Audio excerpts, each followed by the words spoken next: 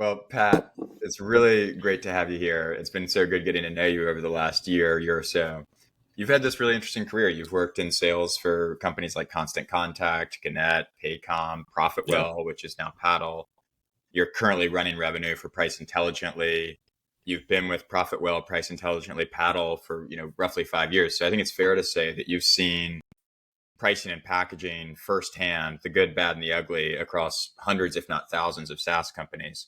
Before we go into pricing and packaging, can you just tell us about the steps in your career and how you got to now? Sure. Yeah. Thanks for forcing me to relive my highly illustrious career. It was funny. It actually made everything I look at now is through a pricing and packaging lens. So now I'm reflecting. But yeah, I went to school down in North Carolina at Wake Forest, got a business degree, did a couple interesting internships there, and ultimately got into sales, kind of following in my father's footsteps. Don't tell him that. Cutting my teeth on the inside sales floor at Constant Contact. Went from there to was basically at that point a newspaper company. Now Gannett, part of USA Today.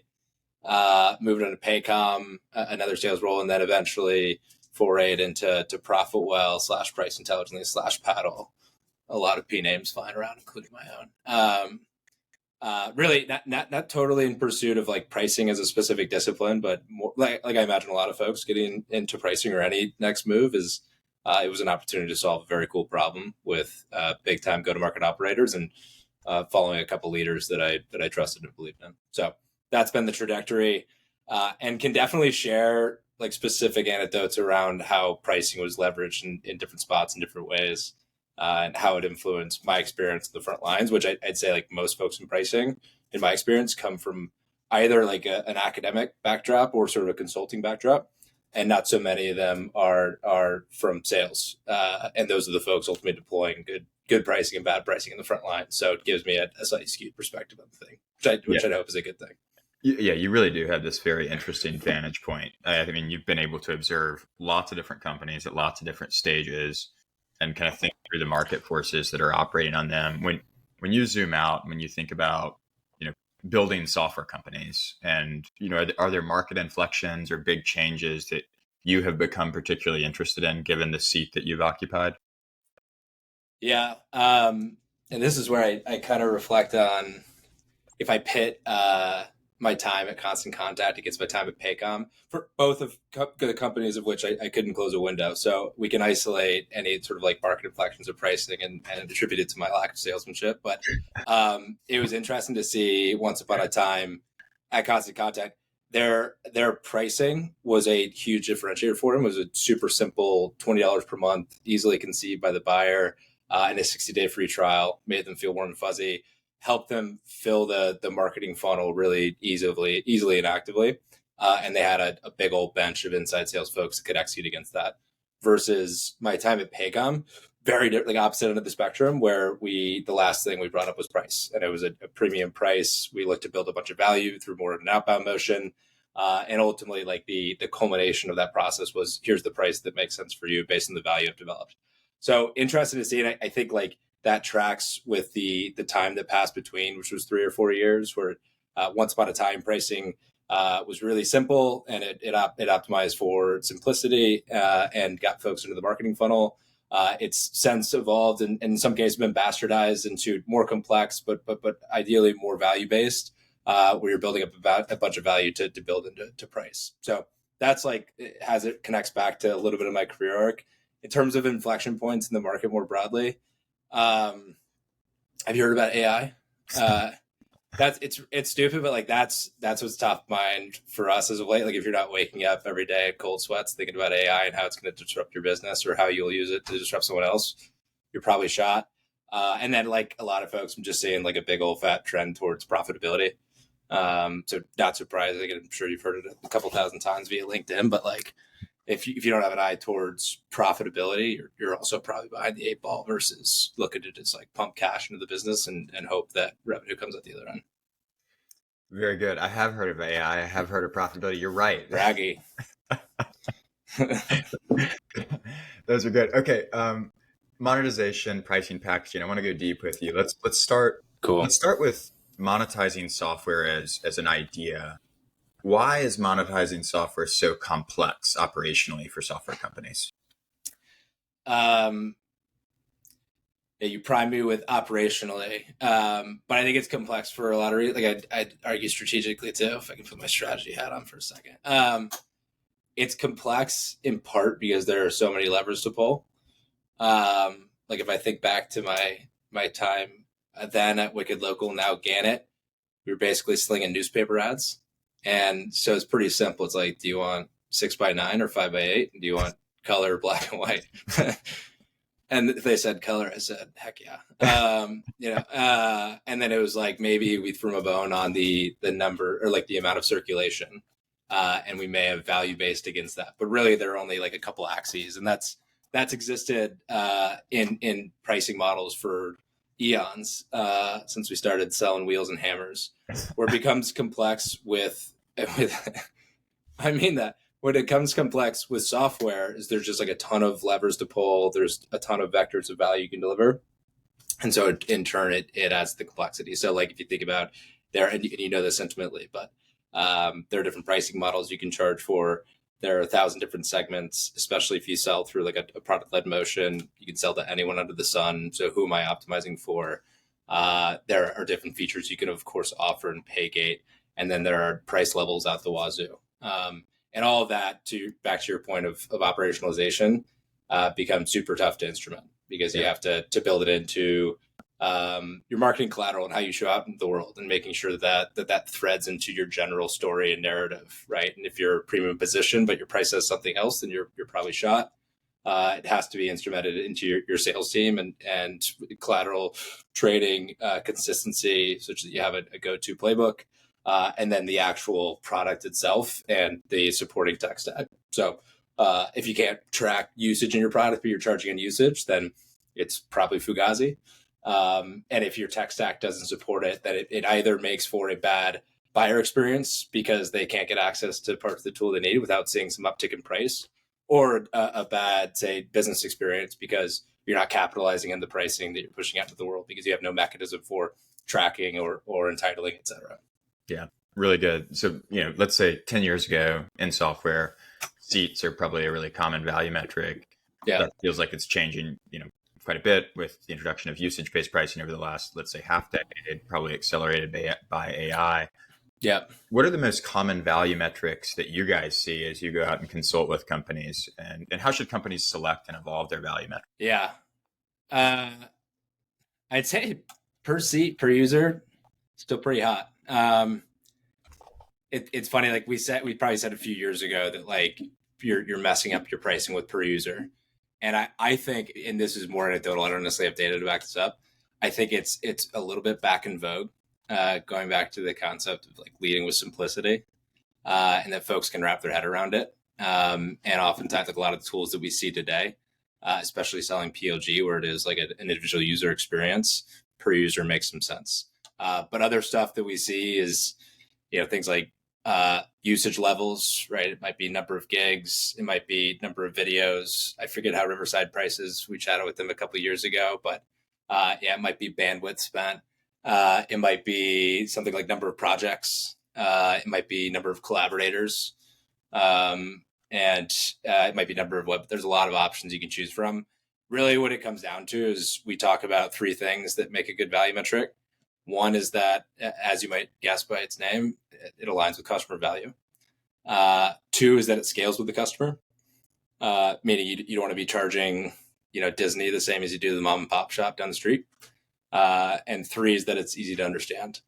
And we say that both in terms of like the underlying concept, like per user, very easy to understand, but also in terms of the volume. So you could charge by number of gigs, which a technical buyer can conceive of.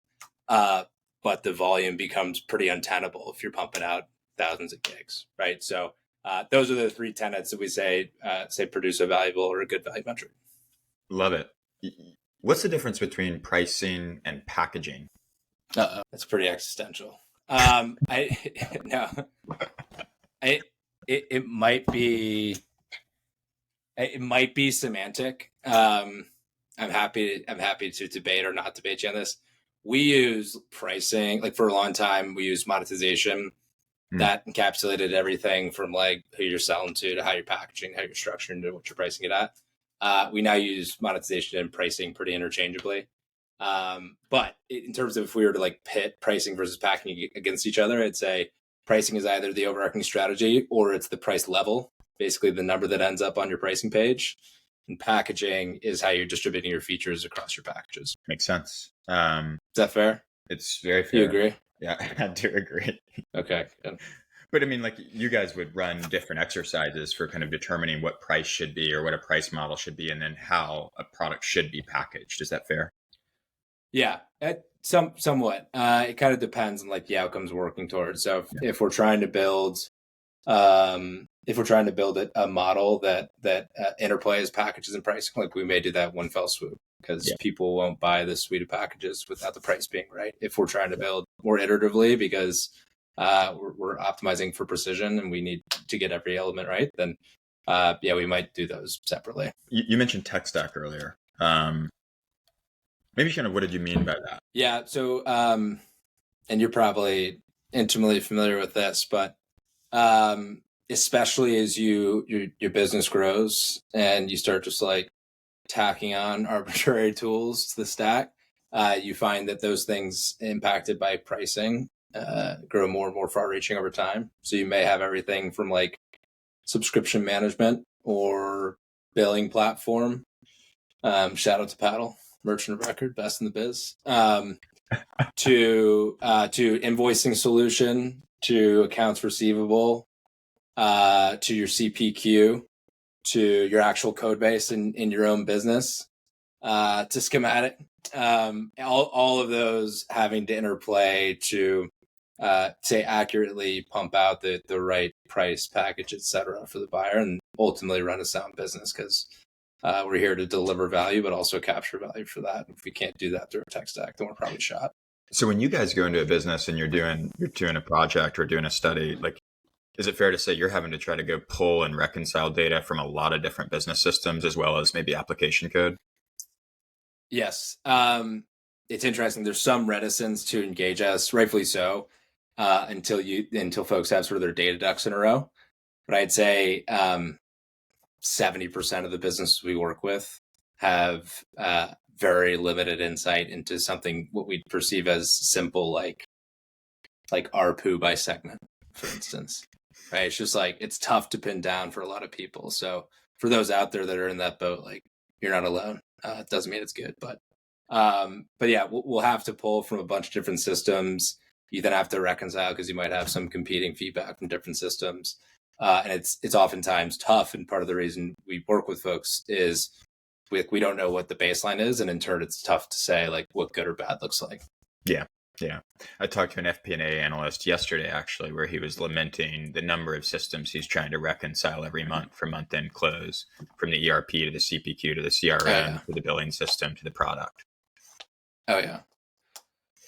That plus my not having high IQ is why I'm not an FP&A guy. Yeah.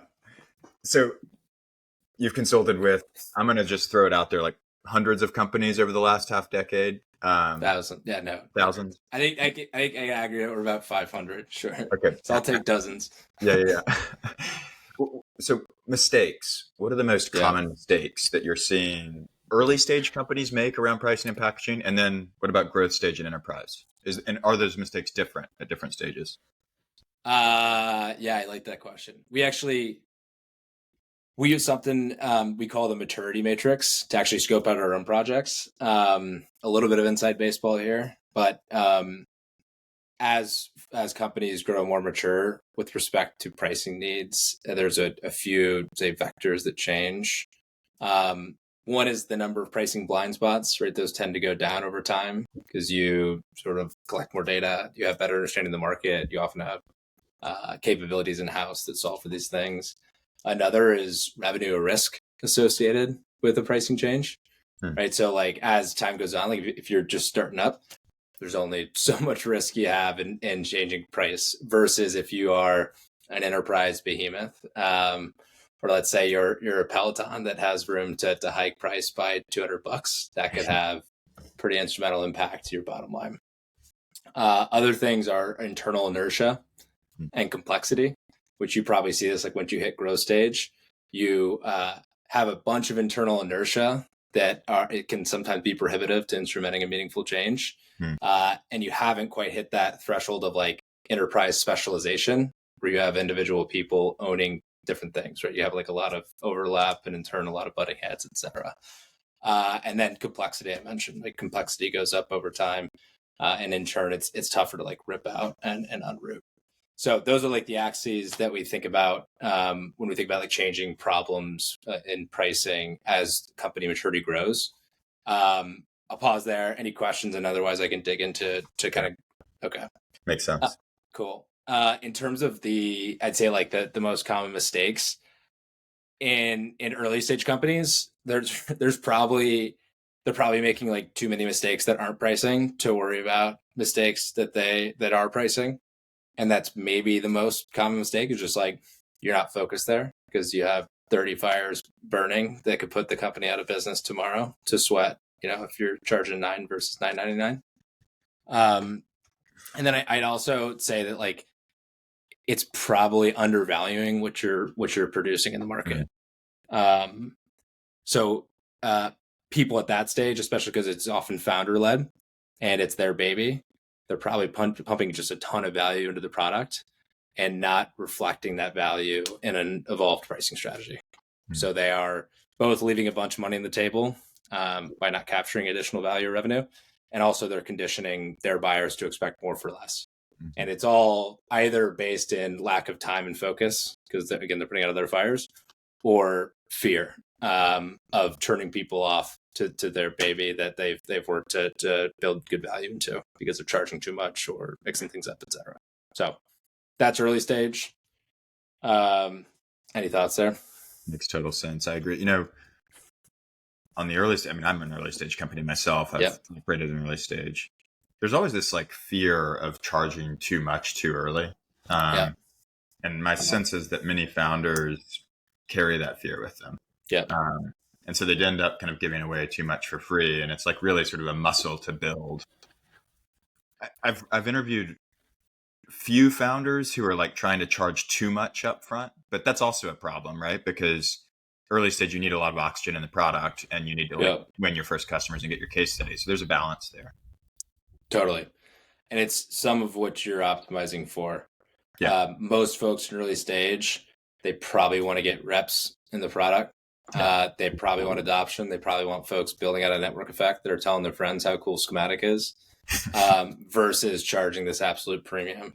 And then those folks that are early on, they helped you work through some of the bugs. That's okay. You can throw them a bone and keep them at legacy pricing into perpetuity.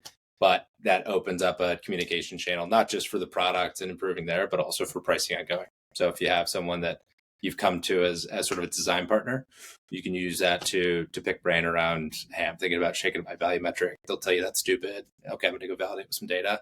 And then once you hit scale, then you get it right. Yeah. Very good. And then growth and more like enterprise, I'd say growth in my experience, and this kind of coincides with internal inertia.